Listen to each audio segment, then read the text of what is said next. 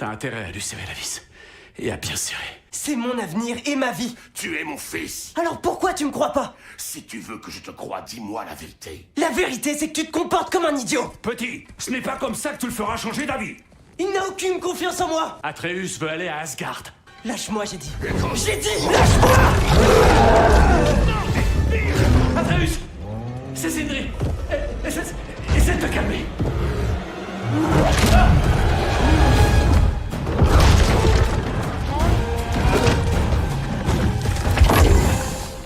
Eh bien bonjour, c'est Constantin Papas et bienvenue dans Dubcast. Bonjour, c'est Stéphane Orkly et bienvenue dans Dubcast.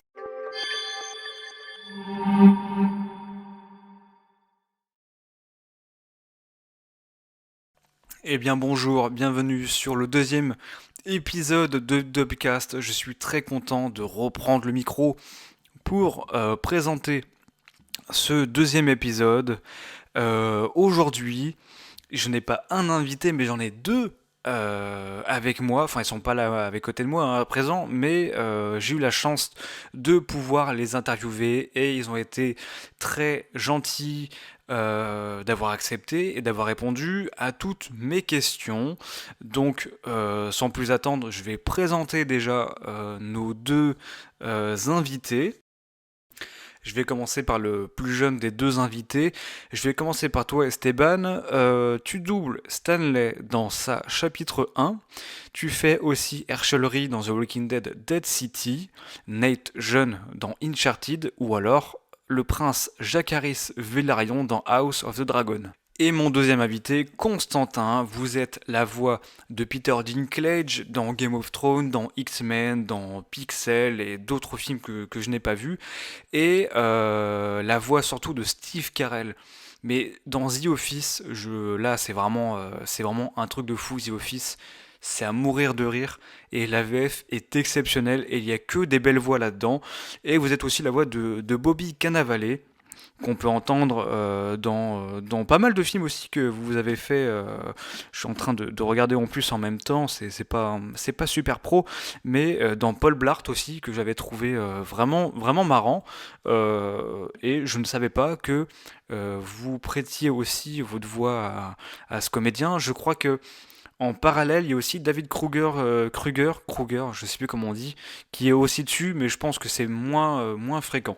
Mais voilà, petite parenthèse fermée. Première question et des plus évidentes. Comment vous avez commencé tous les deux le doublage ? Eh bien d'abord, merci de m'inviter et c'est avec grand plaisir que je réponds à tes questions.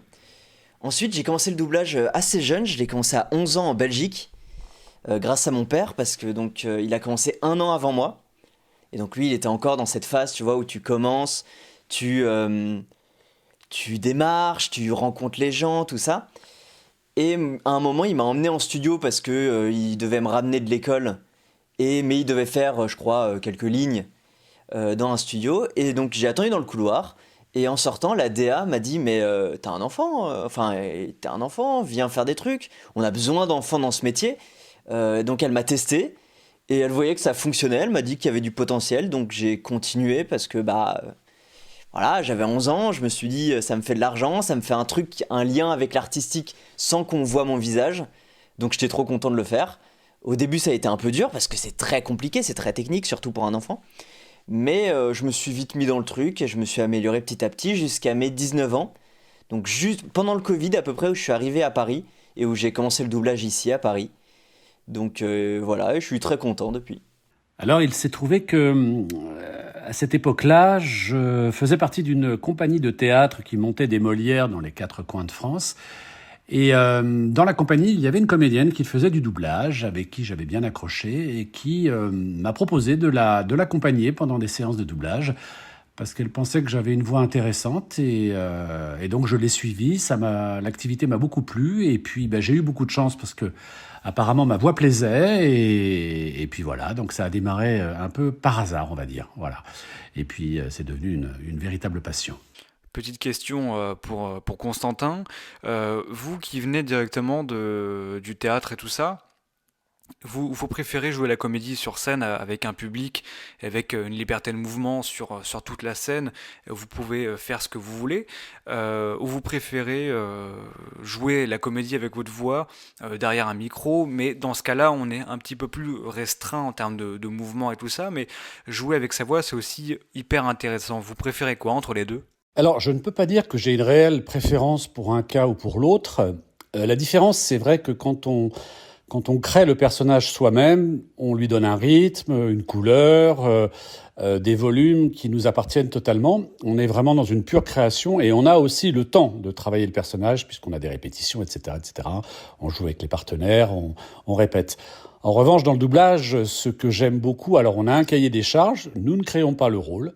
Quelqu'un d'autre l'a fait avec nous. Nous, on crée, je dirais, la version française, mais avec son cahier des charges à lui, au comédien original, c'est-à-dire qu'on doit respecter sa rythmique, ses souffles, ses volumes. Mais ce que j'aime beaucoup, c'est justement que quand j'arrive, je ne sais pas ce que je vais faire, je n'ai pas de préparation. Donc la part d'improvisation instinctive est là, mais le travail est le même. On doit respecter et donner les affects que l'on entend ou que l'on doit créer. Ça reste toujours un travail de comédien. Tu as des comédiens ou des comédiennes qui t'inspirent ou qui t'aident à améliorer ton jeu, qui t'ont influencé, Esteban? Ouais, il y en a pas mal. C'est très compliqué de dire. Dans les comédiens, ouais, il y en a beaucoup. Il y a Jérémy Covillault, que j'ai vu travailler, qui est excellent. Il y a Alexis Victor, Donald Renew. Je réfléchis comme ça.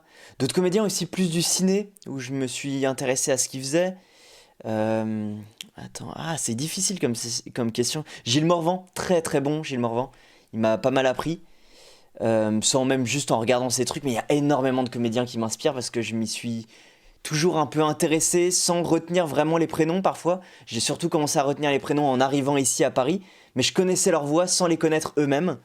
Et même à travers ça m'aidait beaucoup. Et depuis que je les rencontre, c'est incroyable.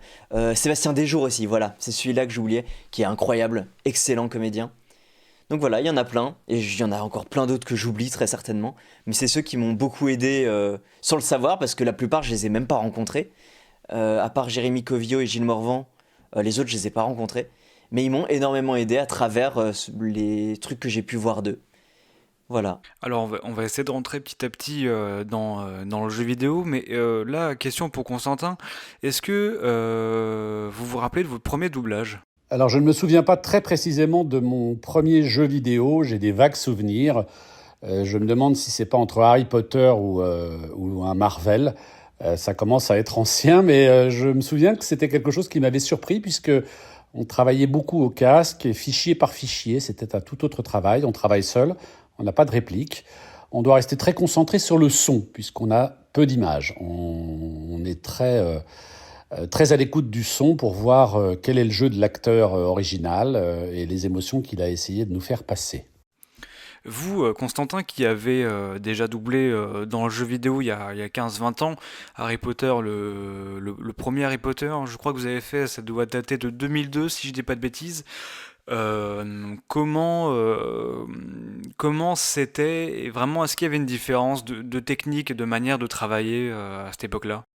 Eh bien, je dirais que ça n'a pas tellement changé en fait depuis 20 ans. Enfin, depuis que j'ai commencé à faire du jeu, on travaille toujours un peu de la même manière. Les uns après les autres avec nos fichiers. Bon, la seule différence, c'est qu'ils ont rajouté beaucoup plus de vidéos avec les personnages que l'on voit pendant un temps. Et donc, on a des dessins plus précis, plus jolis d'ailleurs. Mais sinon, la méthode de travail n'a pas changé. Oh, je pense que c'est le fait d'enregistrer tout seul et la manière la plus pratique de nous mixer, de nous faire revenir, s'il y a besoin, et sans faire venir l'autre comédien parce qu'on se serait chevauché. On travaille dans des petites cabines, donc on serait un peu à l'étroit à deux. Je pense qu'ils sont restés sur le plus facile, en fait. Voilà. En plus, ça nécessiterait 2 micros. Je pense que ce serait beaucoup plus compliqué pour eux. Voilà. Ceci expliquerait cela. Esteban, toi en tant que jeune comédien, tu peux me parler de tes autres expériences de doublage dans le jeu vidéo, si tu as des anecdotes, des ressentis, etc.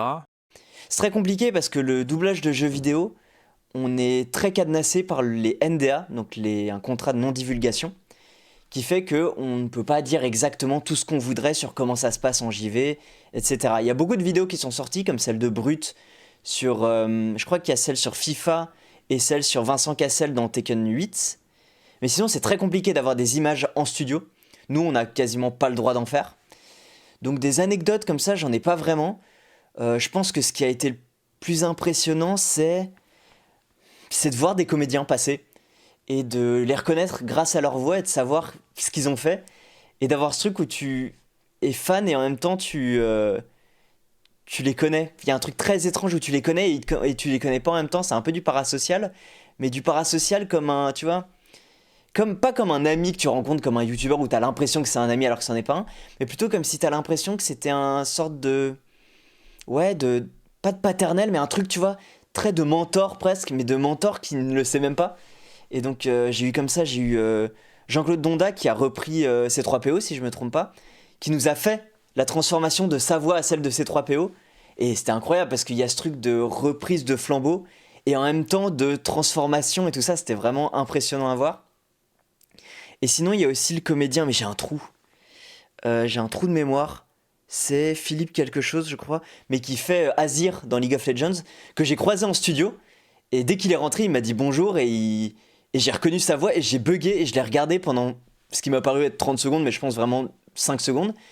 Et il a froncé les sourcils, il m'a dit on se connaît. J'ai fait non, désolé, pardon, et je suis reparti dans mon truc. Mais vraiment, pour moi, je rencontrais Azir qui était là et qui me parlait, quoi. Et c'est incroyable. Est-ce que c'est Philippe Ariotti ? Je suis pas sûr, je crois pas. Mais j'ai un doute, je suis très mauvais en prénom. Et c'est toujours compliqué pour moi d'avoir les prénoms des gens. Même des gens que j'ai déjà croisés, parfois j'oublie leur prénom. Donc c'est vraiment un gros problème, surtout dans ce métier. Mais j'arrive à faire mon petit truc sans dire les prénoms parfois. Quels sont les effets sur toi des réactions positives du doublage, et notamment dans le jeu vidéo ? Bah c'est incroyable. Y a un truc qui est très enrichissant, enfin pas enrichissant je dirais, mais en même temps... tu vois, ça te fait un peu mousser d'avoir des gens qui te disent des compliments, qui sont fans de ton travail.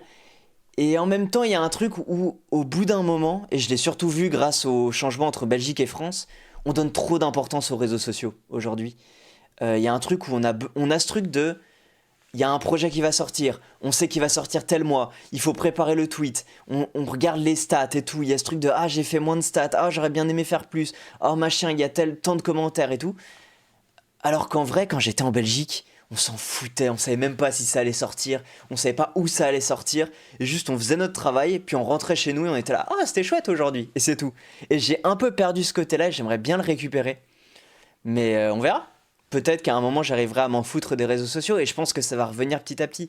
Il faut nous, la jeune génération, faut qu'on apprenne à se sortir de ce truc très influenceur presque, du doublage, parce que c'est pas ça en fait, on n'est pas des influenceurs, on n'est pas des restas, faut pas qu'on oublie plutôt qu'on fait pas un métier qui est non plus, on sauve pas des vies, on n'est pas à l'image, on est juste des gens qui sont là pour permettre une démocratisation du doublage, une démocratisation du cinéma, de tous ces trucs. On est vraiment des sortes de petites fourmis qui sont là pour mettre d'autres gens en avant, c'est-à-dire la personne qui est à l'image, ou le jeu vidéo, on est là pour l'enrichir, pour le rendre plus beau dans notre langue. Mais voilà, faut pas se donner plus d'importance qu'on en a, et faut pas non plus se décribiliser. On fait quelque chose de vraiment incroyable et qui est très très chouette. Mais voilà, il y en a qui, même moi, parfois on peut avoir ce truc de, pas de grosse tête, mais tu vois, de se dire, ah voilà, je fais quand même un truc important, c'est pas normal que je sois qui est tel truc ou tel truc. Voilà. Faut qu'on apprenne aussi, je pense, à s'en foutre des réseaux sociaux et un peu redescendre. Y a-t-il un comédien ou une comédienne avec qui tu aimerais travailler ? Est-ce que tous les deux, vous avez ce sentiment un petit peu de responsabilité quand vous doublez un personnage dans une grande licence ? Non, je dirais que je ne travaille pas à deux vitesses. Je ne choisis pas mes produits. J'essaie d'être toujours le meilleur dans n'importe quel produit, qu'il soit bon ou mauvais. J'aurais même tendance à dire que j'essaierai d'être encore meilleur pour des mauvais produits, pour les rendre meilleurs, je dirais. Mais je ne subis pas de pression sur le fait que ce soit un jeu international ou quoi. J'essaie de donner le meilleur de moi-même. Mais en revanche, je me sens responsable. Mais je me suis toujours senti responsable de ce que je disais, de ce que je faisais, de ce que je jouais.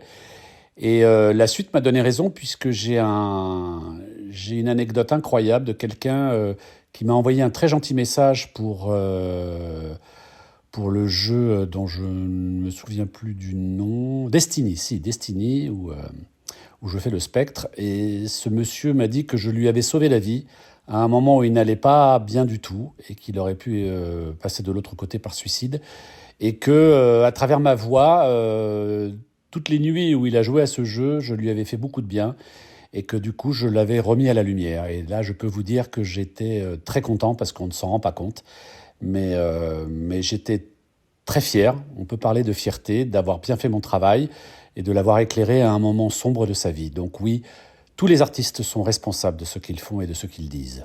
Oui et non, parce que t'es tellement la tête dans le guidon, tu dois tellement faire ton taf et penser à d'autres choses que sur le moment, t'y penses pas vraiment. Je suis très content parce que vu que je suis un joueur de jeux vidéo, je suis toujours très content quand je suis sur un jeu ou sur même une série, un dessin animé. Je suis toujours très content parce que souvent je le connais, enfin en tout cas quand c'est des gros trucs. Donc j'ai ce truc, mais après t'oublies un peu et tu dois faire ton taf. Et donc t'as pas ce truc de responsabilité, juste t'as une responsabilité auprès du DA en fait, avant tout. C'est-à-dire que le DA il va pas te lâcher. Il veut un résultat, il va avoir ce résultat, et il y a que envers lui que t'as une responsabilité. Et il y a une sorte de contrat de confiance mutuelle entre le DA et toi, où tu dois juste bien faire ton taf, et lui il doit te guider au maximum pour faire bien ton taf. Et c'est tout ce qu'il y a pour moi. Il n'y a pas ce truc de plus tard, il y a des gens qui vont m'écouter. En studio, t'as pas le temps d'y réfléchir à ça, t'as pas le temps d'y penser. Et ce serait même trop stressant, en fait, d'y penser. Voilà. Là, j'ai une question un peu plus technique pour Constantin. Mais du coup, comment on fait quand il y a un projet ou un rôle qui nous plaît pas? On fait comment pour travailler dessus, du coup? Oh, j'aurais tendance à dire que de toute façon, ça fait partie de mon métier. Donc, parfois, les rôles sont super, parfois, les rôles ne sont pas super. Parfois, on a un joli rôle, mais dans un projet qui n'est pas bon. Ou alors, on peut avoir un mauvais rôle sur un sujet qui est très bon. Je veux dire, après, c'est une question d'éthique, mais ça, on le retrouve dans tous les métiers du monde. Je pense qu'il y a certains médecins qui préfèrent avoir un type de patient qu'un autre, mais on fait notre métier au mieux. Il faut le respecter. On doit respecter son éthique, donc voilà, je le fais de mon mieux. Après, je dirais que parfois c'est pas forcément un mauvais rôle, ça peut être un directeur artistique avec qui on s'entend pas, il y a eu d'incompatibilité d'humeur, on n'apprécie pas sa façon de nous diriger, alors du coup on se bloque un peu, mais bon, c'est mon métier, donc je le fais au mieux. Et puis je me rappelle d'un comédien, Roger Dumont, qui nous disait quand il sentait que il nous dirigeait, mais il sentait bien qu'on n'aimait pas le produit et lui non plus, il nous disait pense au chèque, pense au chèque. Voilà, donc à ce moment-là, je pense au chèque en continuant à faire au mieux mon travail, mais j'y prends pas de plaisir, quoi. Je prends du plaisir à faire mon travail, mais j'ai pas ce petit supplément de plaisir qui est de me régaler dans le personnage que je fais. À quoi est-ce que tu joues, Esteban? Je joue à plein de trucs, je joue beaucoup à TFT sur League of Legends, je joue beaucoup à Apex, je joue à Fallout New Vegas en ce moment. Mais j'ai joué à tellement de jeux, je change souvent les jeux auxquels je joue. Je reste pas longtemps sur un jeu. Je pense que le jeu auquel j'ai le plus joué, ça doit être League of Legends et World of Warcraft. Et les deux, j'y joue plus en ce moment. Parce qu'ils me plaisent plus trop. J'ai pas envie pour l'instant d'y jouer. J'ai vraiment des phases. Même, je me souviens, j'ai beaucoup joué à des MMORPG depuis tout petit. Et j'avais beaucoup des phases où j'y jouais pendant des mois. J'étais à fond dessus, je m'y connectais tous les jours, toute la journée. Et d'un coup, je disparaissais de la guilde et plus personne n'entendait parler de moi. Et quand je revenais, la guilde avait disparu ou m'avait kick, ce qui est normal. Et je rejouais pendant 6 mois avec une autre guilde ou 3 mois et je repartais. Et je faisais beaucoup ça et je fais beaucoup ça sur les jeux. C'est que je joue énormément pendant une période puis je pars. Voilà. Donc c'est difficile de dire un jeu auquel je suis vraiment attaché. Mais pour l'instant, c'est Apex et TFT. Et un peu Hearthstone sur le champ de bataille aussi. Voilà. Est-ce que tu te rappelles des doublages des jeux vidéo de ton enfance? Non, pas la plupart. J'ai des bribes de souvenirs de jeux vidéo de mon enfance avec des voix, mais je pense que le premier qui m'a vraiment impacté là-dessus, ça doit être Diablo 3, je pense. Surtout Deck Arcane, qui a une voix incroyable, qui fait cet acteur, ce comédien de doublage fait énormément de personnages âgés. Vous l'entendez très souvent. Et il a fait Deckard Cain et j'ai adoré ce personnage, il m'a beaucoup suivi. J'ai tellement joué à Diablo 3, je dois avoir, je crois, peut-être genre entre 500 et 1000 heures dessus. Et j'ai adoré ce jeu et c'est le premier jeu où les voix ont commencé à vraiment je commençais à tiquer sur les voix, à me dire ah attends cette voix elle me dit un truc, ouah celui-là ok il a bien joué comme ça. Et c'est parce que j'avais commencé le doublage aussi, je crois qu'il est sorti en 2012 ou 2013. Et à ce moment-là j'avais 12 ou 13 ans, je commençais vraiment le doublage.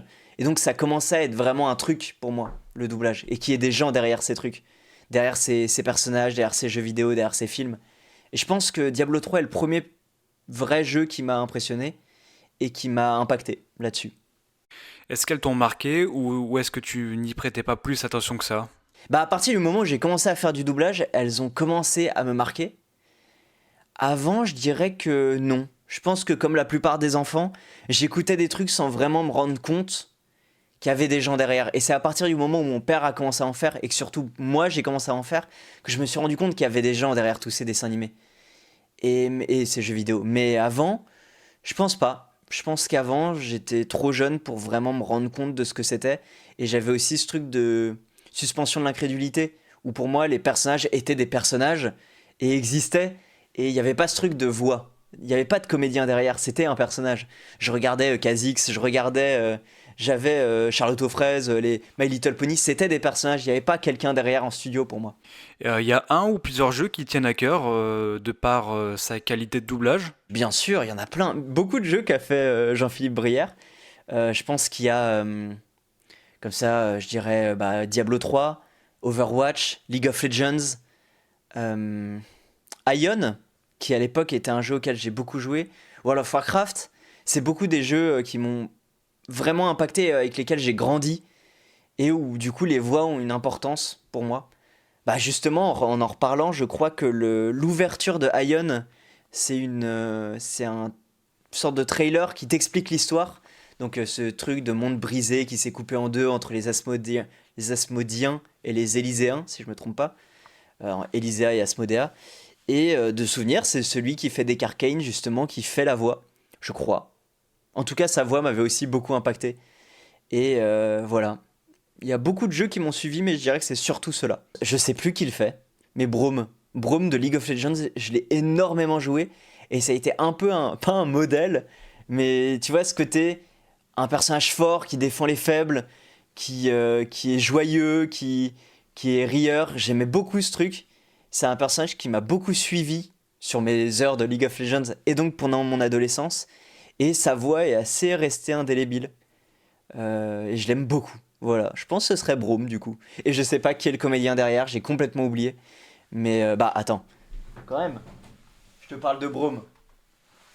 Voilà, j'ai littéralement Braum derrière moi tout le temps qui est très poussiéreux. Mais voilà, je l'ai, ça fait partie vraiment de mes personnages préférés de League of Legends. Personnage que j'adore particulièrement. Tu penses que le succès en France repose aussi en partie sur un doublage de qualité qui lui donne une certaine consistance et un certain cachet? Oui, après pas qu'en France. Il y a beaucoup de doublages en Belgique, il y a du doublage au Québec, il y a du doublage aussi un peu plus, comment dire, underground, on va dire, à Londres, à Barcelone, au Maroc, en Algérie peut-être aussi. Voilà, mais bien sûr que le doublage, je sais pas si le doublage apporte un cachet. Je pense que oui, pour moi oui, en tout cas je préfère 100 fois regarder une série en VF, même si tu peux perdre quelques trucs, par exemple des accents, on peut pas faire les accents, c'est trop compliqué d'avoir autant d'accents qu'il y a dans les langues originales. Mais ça me permet de plus regarder l'image, et souvent je préfère regarder l'image qu'avoir le jeu de l'acteur. Parce que déjà nos acteurs français sont excellents la plupart du temps, donc on n'y perd pas non plus énormément, on y perd je te dis dans des détails comme ça, de peut-être que sur le moment le comédien français a pas compris la scène, ou a pas eu une petite subtilité, ou n'a pas l'accent, ou des trucs comme ça, mais sinon la plupart du temps c'est quand même très très bien, et ça permet de mieux voir l'image, et moi je préfère regarder vraiment le travail d'un réalisateur, et le travail aussi du comédien, parce que le vrai travail d'un comédien, c'est les yeux, c'est le visage. C'est pas tant la voix que ça. C'est surtout les yeux et le visage. Donc t'en perds pas entièrement. Tu perds pas entièrement le comédien. Tu perds une partie, bien sûr, mais tu perds pas entièrement le comédien. Et ça permet de voir tout ce genre de trucs. d'avoir du doublage. Et bien sûr, le doublage aussi, ça permet d'avoir un accès beaucoup plus facile pour les gens qui ont du mal à lire, pour les gens qui sont jeunes encore et qui ne sont pas habitués aux sous-titres, pour les malvoyants. Il y a plein de choses qui font que c'est très important le doublage et que ça a besoin d'une qualité et d'un standard de qualité pour pouvoir rendre l'appareil au projet qu'on fait. C'est-à-dire que c'est un projet avec une qualité, on doit avoir au moins la même qualité, voire essayer de faire mieux. Et c'est vraiment un travail qu'on fait, et qu'on fait bien, je pense, la plupart du temps. Il y a un comédien ou une comédienne avec qui t'aimerais travailler? Je sais pas, il n'y a pas vraiment de comédien ou de comédienne avec qui j'ai envie de travailler, parce que ça te fout une pression d'avoir un comédien que t'aimes bien, avec qui tu travailles. Et je commence aussi à avoir taffé avec pas mal de comédiens et de comédiennes. Donc comme ça, je sais pas trop. J'avoue, j'ai pas spécialement d'idée. Mais il y a des comédiens avec qui, bien sûr, c'est incroyable. Je te dis, Sébastien Desjours, j'ai jamais travaillé avec lui, Alexis Victor non plus. Et je pense que ça me foutrait une pression monstre. Mais bien sûr que j'aimerais travailler avec eux juste pour voir ce qu'ils font. Mais ça me fout une pression monstre. Il y a aussi... Ouais, j'ai un trou alors que je l'adore. Mais il y a quelques temps, j'ai travaillé avec Franz Confiac. Et... j'ai un trou, c'est terrible. Mais celui qui fait Matt Mikkelsen, ces deux comédiens incroyables. Les deux roulent. C'est Yann quelque chose, je crois. Bref. Ils roulent absolument sur la série sur laquelle j'étais avec eux. Et c'est impressionnant parce que vraiment, t'as un ping-pong de deux comédiens qui se parlent, qui sont trop forts, qui changent les phrases, qui changent à la volée, qui s'adaptent, qui reviennent au micro, qui ont la niaque, qui veulent faire bien leur travail. Et t'as vraiment l'impression d'être entre deux behemoths du doublage, deux monstres absolus du doublage. Et t'es là à essayer de pas trop te chier dessus, à bien faire ta phrase. Et en même temps, ils sont extrêmement gentils les deux. Donc voilà, c'est très très cool et je les adore et ils sont trop forts et on s'entend assez bien. Et voilà, je suis trop content à chaque fois que je travaille avec des comédiens comme ça parce que c'est des comédiens où tu peux tirer quelque chose. Tu tires toujours quelque chose d'un comédien. Quand tu travailles avec un autre comédien, tu tires forcément quelque chose. Parce qu'il y a ce truc de ping-pong, de tu réponds à quelqu'un, t'es pas tout seul devant un micro parce que je m'en suis rendu compte il y a pas si longtemps. En fait, on s'est tellement habitué à jouer face à personne que parler à quelqu'un c'est incroyable et du coup c'est très étrange. Et j'ai plusieurs DA qui m'ont dit mais parle à quelqu'un, rends-toi compte que tu parles à quelque chose, que t'es pas tout seul devant un micro. Et c'est quelque chose où j'ai encore un peu de mal pour l'instant. Faut que j'arrive à comprendre, mais j'ai du mal en fait à même me rendre compte que oui, on doit avoir l'impression qu'on parle à quelqu'un d'autre, alors qu'on parle tout seul devant un micro avec deux personnes derrière toi qui te regardent. Et donc pouvoir travailler avec d'autres comédiens c'est souvent très très cool. J'ai lu sur RS Doublage que depuis tout petit, tu voulais faire du doublage en jeu vidéo. Est-ce que du coup, tu as une licence sur laquelle tu aimerais travailler? Bien sûr, bah comme ça je te dirais, je pense la première qui me vient c'est World of Warcraft et League of Legends. C'est les principales, et Overwatch. C'est les trois vraiment, où si je pouvais avoir un personnage sur l'une des trois, j'adorerais. Surtout League of Legends et Overwatch. C'est deux jeux où le doublage est très qualitatif, où les personnages sont très beaux, très intéressants, très cool, et où quand t'as un personnage, tu crées quelque chose, et j'adorerais faire un personnage de l'un de ces deux jeux. Et voilà, peut-être que ça m'arrivera un jour, j'espère. Là, on va commencer à rentrer un peu plus dans le détail sur God of War. Chacun de votre côté, comment s'est passée l'attribution du rôle? Stéban, tu remplaces du coup Fanny Block dans le rôle d'Atreus, et Constantin, vous faites Sindri. Comment ça s'est passé? Comment il m'a mis sur le rôle, je peux pas en parler, il y a des NDA. En tout cas, je me suis retrouvé sur le rôle. Pour la transition, j'avais fait le jeu à l'époque, en 2018. Donc je le connaissais déjà, je connaissais le travail de Fanny Block, je connais très bien le travail de Fanny Block, autant sur Atreus que sur Wakfu, qui est un de mes dessins animés préférés quand j'étais petit, que sur plein d'autres projets. Mais du coup, j'ai énormément écouté Atreus enfant, et j'ai essayé de reprendre le même truc, et d'avoir la même patte, et Jean-Philippe Briard m'a aussi aidé à avoir un truc très proche d'elle, et du jeune Atreus. Donc la transition s'est très bien faite, j'ai pas dû spécialement chercher le rôle pendant longtemps, on l'a vite chopé, parce que je fonctionnais très bien sur le rôle, je pense que ça a été un bon cast, et en plus, j'avais énormément écouté Atreus, j'ai fait le jeu, allez, 2 fois on va dire, je crois à peu près, et j'ai regardé des streamers le faire plusieurs fois, Donc vraiment, je connaissais le jeu quasiment par cœur, le premier. Donc il n'y avait même pas besoin, on a gagné énormément de temps sur l'histoire, sur qui sont les personnages, sur Atreus, sur ce qu'il avait vécu. Donc ça a été assez rapide et assez facile à faire. En tout cas là-dessus, parce que le doublage, on a quand même pris énormément de temps, je peux pas en parler non plus, NDA. Mais là-dessus, on a eu une facilité où je connaissais déjà tout l'univers et où j'étais déjà prêt à faire ce rôle. Et ce qui était très drôle, c'est qu'en 2018, du coup, j'étais pas encore en France. Et quand j'ai vu Atreus arriver, je me suis dit, waouh, si je pouvais le faire plus tard, je me disais qu'il allait grandir ou peut-être qu'il allait y avoir un truc. Je me disais, si je pouvais faire Atreus, ce serait incroyable. Et je l'ai fait. Donc je suis trop content.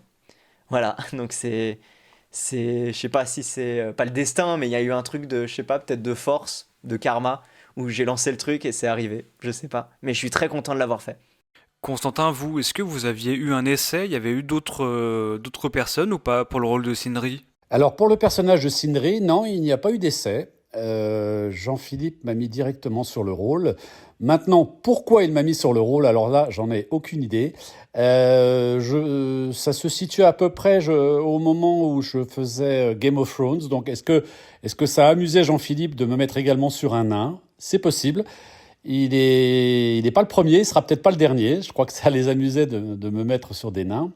Mais je pense aussi qu'il connaissait ma personnalité. Il savait que je pouvais donner cette fragilité et ce côté un peu comique, en tout cas dans la première partie du personnage. Donc voilà. Mais Jean-Philippe est toujours très précis et très juste dans ses distributions. Donc je pense que c'était à la fois le petit clin d'œil sur un nain et en même temps il savait que je pouvais le faire. C'est compliqué le doublage de jeux vidéo par rapport à un film ou une série? Oui, ça peut être très compliqué. On a quand même besoin parfois d'un support, le plus souvent d'un regard. Les regards des personnages que l'on double, sur lesquels on travaille, est très important. Et là, c'est vrai qu'en jeu vidéo, on ne l'a pas. Donc, on doit être très, très concentré sur le son, sur ce qu'il joue, pour essayer de percevoir au mieux les sensations et les affects et les émotions qu'il essaie de faire passer. Donc c'est un travail commun entre le comédien et le directeur artistique, d'essayer d'attraper le mieux possible les intentions de l'acteur original à travers son jeu vocal, puisqu'on n'a pas d'autres éléments, hormis une petite description faite par les créateurs du jeu qui nous donne un peu des petites couleurs sur ce qu'on doit faire. Et puis parfois on a un dessin ou une photo du personnage, mais ça n'aide pas toujours. Jean-Philippe, qui fait la direction artistique, il vous a conseillé, chacun de votre côté, il vous a conseillé des trucs à voir ou à lire ou se renseigner un peu sur la mythologie ou toi, je sais que Esteban, tu joues, il t'a conseillé de jouer de ton côté ou pas? Non, Jean-Philippe m'a jamais rien conseillé. On travaille toujours sur le moment avec Jean-Philippe. Il est très précis dans ce qu'il veut. On a une écoute tous les deux précise de ce qui se joue en version originale et on le reproduit. Mais il ne m'a jamais fait lire quoi que ce soit en amont. Non, j'arrive toujours un peu les mains dans les poches sans trop savoir ce que je vais faire et on travaille sur le moment. Non, il m'a pas obligé à jouer à God of War 2018. Déjà, j'y avais joué, donc ça a aidé. Et on nous demande rarement de jouer à des jeux. C'est pas obligatoire. La plupart du temps, les DA ont un petit speech où ils te disent exactement qu'est-ce qui se passe dans le jeu, l'histoire, et qui est ton personnage, et qu'est-ce qu'il fait dans cet univers. Et voilà, c'est à peu près tout, et après on se lance et on fait notre travail. Mais ça nous arrive, nous, en tant que comédiens, personnellement, d'aller chercher des informations en plus. Par exemple, je sais pas, si tu fais un truc sur la Grèce antique, d'aller chercher, se renseigner sur les dieux, les histoires, comment ils parlaient à l'époque, l'importance, par exemple, si mon personnage, je sais pas, imaginons que c'était un vendeur Sparte, je vais essayer de m'intéresser à comment se passait le marchandage à Spartiate, enfin voilà, tu vois, des trucs comme ça. Je dis n'importe quoi, mais essayer d'avoir des infos en dehors de ce qu'on nous dit. Mais la plupart du temps, non, c'est pas obligatoire de jouer au jeu, c'est un plus. Voilà. T'avais des images de jeux, des dessins pour travailler sur le doublage? J'ai pas trop le droit d'en parler, ça, je crois. Mais j'avais accès à des choses, voilà, j'en dirai pas plus, qui m'ont permis d'avoir quand même une idée de ce qui se passait. Et surtout, souvent, JP me disait ce qui se passait. Voilà, où j'avais la réponse du comédien à qui je répondais. Mais voilà, j'en dirai pas plus, dans le doute. J'ai pas trop le droit d'en parler, on a des NDA vraiment très très strong, très très vénère. Je crois que ouais, je pourrais peut-être jamais en parler vraiment, on pourra jamais vraiment en parler, sauf s'il y a une vidéo, quoi. Mais voilà. Mais ça a été très très cool à faire, très très intense, parce que c'est quand même un très gros rôle finalement. J'ai eu beaucoup beaucoup beaucoup de lignages dessus. Mais voilà, j'ai adoré le faire et ça a été une expérience incroyable avec JPEG et avec Mehdi, le l'ingé son. Voilà, ils se reconnaîtront. J'espère qu'ils verront ça, peut-être. Mais merci à eux encore, c'était incroyable. J'ai adoré travailler avec eux et ça a été une période de fou dans ma vie. J'adore vraiment le travail de Jean-Philippe Brière parce que je trouve que c'est un directeur artistique exceptionnel parce qu'il a vraiment toujours ce petit truc dans l'œil et même à l'écoute aussi, hein, mais il a vraiment toujours le compas dans l'œil. Il est hyper précis dans les choix de comédiens et ça marche toujours super bien. Il nous a pondu des VF incroyables hein, sur The Last of Us et tout ça. Entre autres, comment il a travaillé avec toi sur le rôle? Eh ben, il a travaillé avec moi comme il a travaillé avec n'importe quel comédien, je pense. Jean-Philippe est un excellent DA, vraiment, ça fait partie des meilleurs DA pour moi. Il est très accueillant, il te guide. Pour moi, c'est un peu, je l'avais appelé à l'époque le Midas, le Midas du doublage. Et je me souviens que mon père m'avait un peu engueulé parce qu'il m'avait dit mais Midas, c'est un truc de voiture, c'est un truc de voiture pas cher, c'est un peu nul de l'appeler comme ça. Et non, c'était pour Midas de la mythologie grecque. La légende de Midas, c'est qu'il transforme en très rapide tout ce qu'il touche en or. Et donc, bah, pour moi, Jean-Philippe Brière, c'est à peu près ça. C'est que tous les doublages qu'il touche sont transformés en or dans le doublage de JV et dans ce qu'il fait maintenant. Et je le pense toujours et il est vraiment excellent. J'adore ce DA, ça s'est extrêmement bien passé. Il n'y a pas eu un seul moment où je me suis senti mal à l'aise, forcé. J'ai toujours voulu me donner à 100% pour le rôle. Il s'est toujours donné à 100% aussi. On a vraiment fait un travail de fou et j'adore ce DA. Voilà. Tu as mis combien de temps à enregistrer God of War? Aïe aïe aïe, j'ai pas le droit d'y répondre. NDA, on n'a pas le droit de dire comment ça s'est passé, sur quelle période, combien de temps avant que le jeu sorte, combien de temps ça nous a pris, comment étaient les trucs. On n'a pas le droit d'en parler, donc je peux pas répondre à cette question. Mais ça prend du temps. En tout cas, voilà, ça prend du temps. C'est tout ce que je peux dire. Je peux pas en dire plus. Mais ça a été intense. Ça a été très intense. Constantin, est-ce que ça vous étonne toujours, vous qui avez fait un peu plus de doublage, et après avec des manières aussi différentes, en plus il y a eu le Covid entre, donc il y a eu des façons de travailler qui ont un petit peu changé, ça vous étonne toujours de voir le résultat final et que vous vous rendez compte avec qui du coup vous avez joué sans être dans la même pièce et que vous voyez que ça répond vraiment hyper fluide et tout ça, vous êtes toujours étonné du résultat final? Je suis toujours épaté, étonné, agréablement surpris. C'est vraiment une chose étonnante le doublage où on enregistre séparément et quand on réécoute après, ça se parle, ça se répond. Oui, ça fait partie de cette magie incroyable. J'ai l'impression à chaque fois de l'avoir fait avec la personne alors qu'elle était absente. Oui, c'est la partie magique du doublage. Malgré le fait que vous doubliez pas ensemble avec Frédéric, comment tu l'as vécu ou ressenti la relation fictive père et fils avec Frédéric? Elle s'est trop bien passée, déjà parce que je connaissais le rôle de Kratos et je connaissais Fred. Je l'avais jamais rencontré, mais je connaissais sa carrière, bien sûr, grâce à League of Legends par exemple aussi, où il fait Tahm Kench. Donc je connaissais le comédien, je savais comment il fonctionnait. Et je l'entendais souvent, on me donnait ses répliques pour que je puisse me mettre dessus. Donc ça s'est fait petit à petit et j'ai pu le croiser. Avant les derniers enregistrements, j'ai croisé Fred dans les couloirs parce qu'il venait aussi doubler. Et donc on a pu échanger quelques mots et ça a été assez émouvant et assez beau. Ça a été vraiment une passation de Fanny à moi.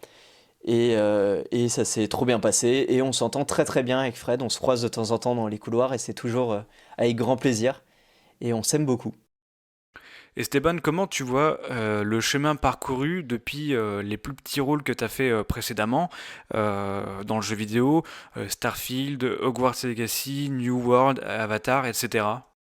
Eh ben, ce qui est assez impressionnant, tout en ne donnant pas de date toujours, tous les jeux ont été, en tout cas mes premiers jeux ont été très proches. Tous les enregistrements se sont un peu enchaînés, donc ça s'est fait assez vite. Ça a été l'un de mes premiers rôles quasiment, donc j'ai pas eu cette impression d'évolution dans le jeu vidéo. Ça a été très soudain et j'ai beaucoup appris sur God of War.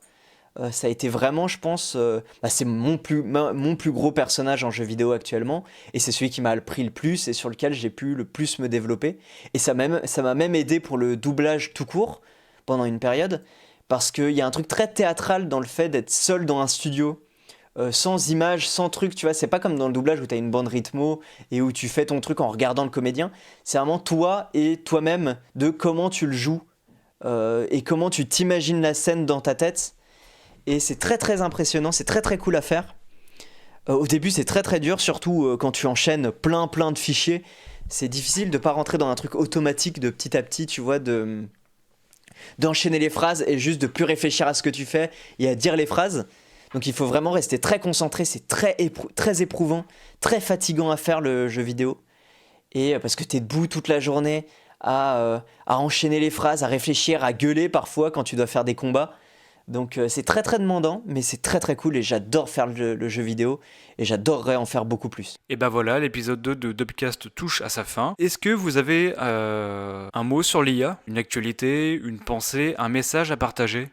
Bah, il n'y a pas grand chose à dire, on verra comment ça va se développer. Malheureusement aujourd'hui l'IA n'est plus arrêtable.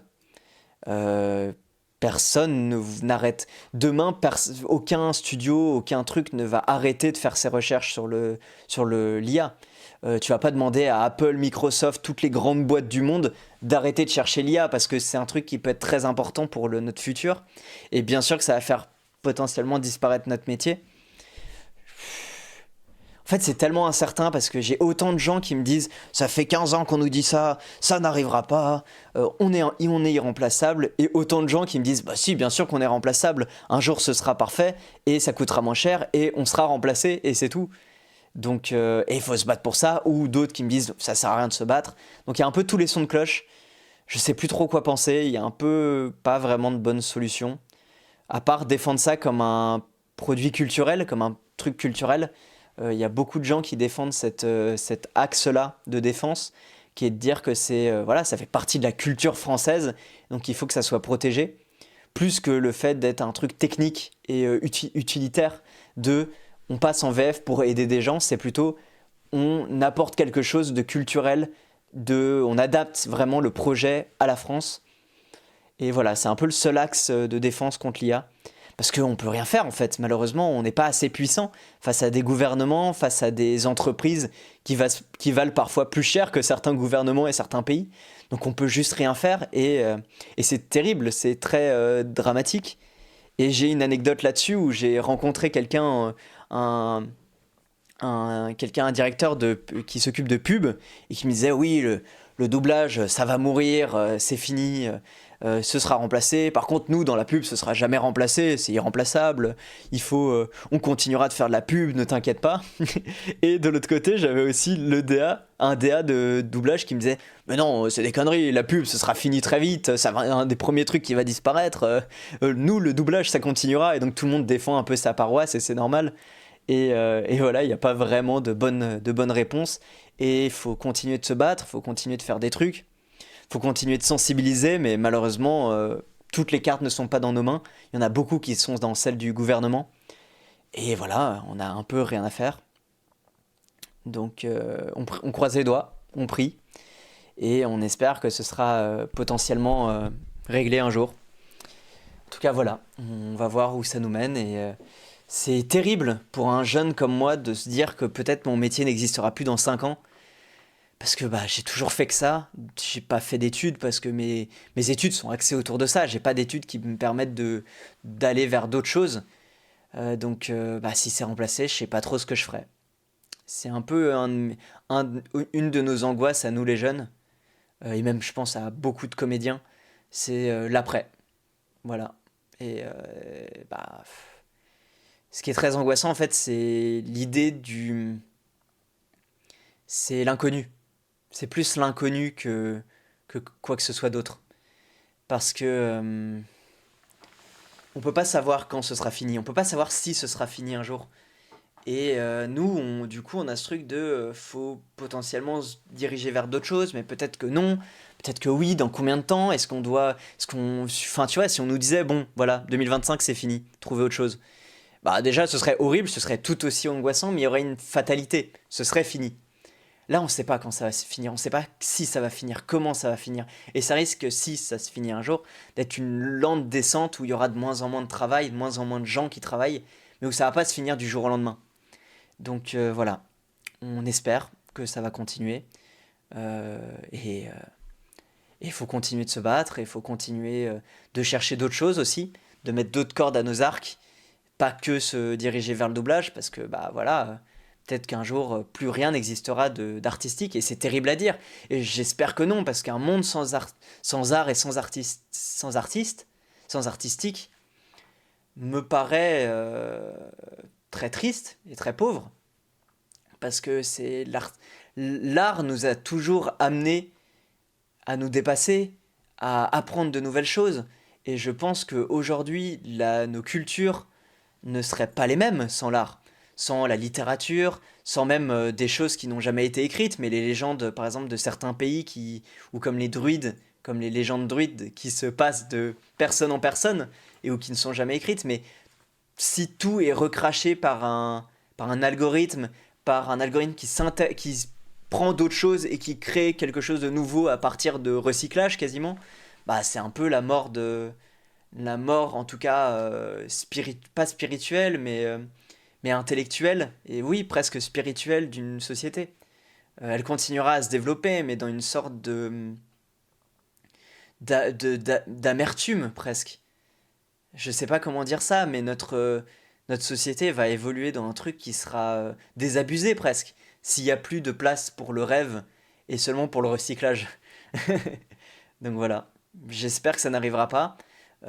Tout l'art ne disparaîtra pas, j'espère. Et il faut juste croiser les doigts et espérer quoi maintenant. Voilà, en tout cas, on finit sur une note un peu triste, mais merci de m'avoir invité. J'espère que le podcast vous a plu. Et à une prochaine fois, peut-être dans un doublage ou dans un autre podcast, sur un de mes streams, parce que je stream de temps en temps, sur Twitter, sur Instagram, à plein d'endroits. Voilà. Et j'ai bientôt une série qui arrive, j'ai pas le droit d'en parler, mais vous allez entendre parler de moi bientôt. Voilà. Bisous. À la prochaine, et puis portez-vous bien, soyez heureux, dépassez-vous. Et voilà. Juste soyez heureux. Eh bien, si j'avais une petite chose à rajouter, je tenais énormément à vous remercier pour tout le travail que vous faites, tous ces podcasts qui mettent nos métiers de l'ombre à la lumière. Vous nous faites beaucoup de bien, vous nous faites exister, surtout par ces temps difficiles où l'IA devient extrêmement dangereuse.